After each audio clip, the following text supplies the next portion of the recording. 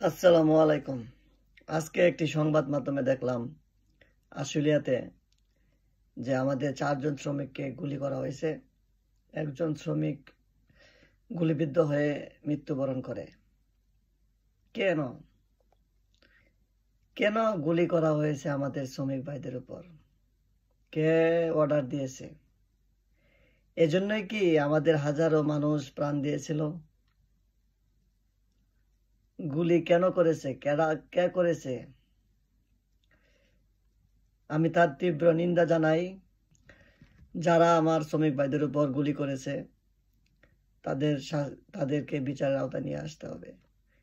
কে গুলি করেছে? কেন গুলি করেছে? গুলি করে হত্যা করা কোনো কাম্য নয়।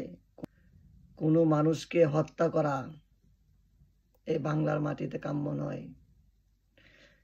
যারা হত্যা করেছে তাদেরকে অবশ্যই বিচারের আওতায় আনতে হবে।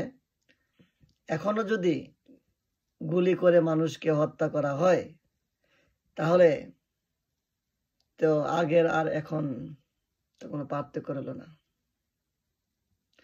কোনো মানুষকে গুলি করে হত্যা করার কারো অধিকার নাই। এটা একটি জঘন্যতম অপরাধ।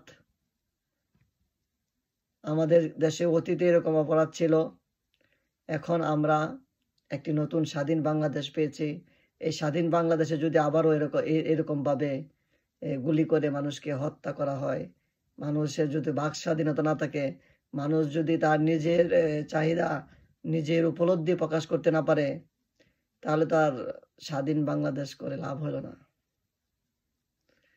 আমাদের মাননীয় প্রধান উপদেষ্টার কাছে অনুরোধ থাকবে, যারা এই নৃশংস হত্যাকাণ্ড ঘটিয়েছে, যারা আমার শ্রমিক ভাইদের উপর গুলি চালিয়েছে, তাদেরকে অবশ্যই বিচারের আওতায় নিয়ে আসতে হবে। তা না হলে তো নতুন বাংলাদেশ হবে না। আমাদের হাজারো ভাইয়েরা যারা প্রাণ দিয়েছিল নতুন বাংলাদেশ গড়ার স্বপ্ন নিয়ে, এই স্বপ্ন তো ধূলিসাৎ হয়ে যাবে। আবারও কেন গুলি চালানো হলো? কেন? তার সুষ্ঠু তদন্ত করে আমি তার বিচার দাবি করতেছি। ধন্যবাদ সবাইকে।